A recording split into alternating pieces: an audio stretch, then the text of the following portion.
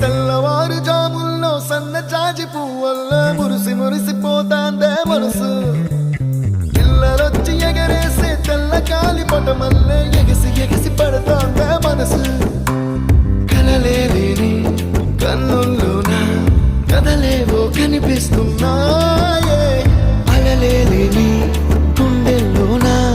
గలగలమని పొంగాయే ఆశల అలలే ఇంతందంగా ఉంటుందా ఈ లోకం ఇన్నాళ్ళు ఈ మనసుకి తెలియాలేదే పాప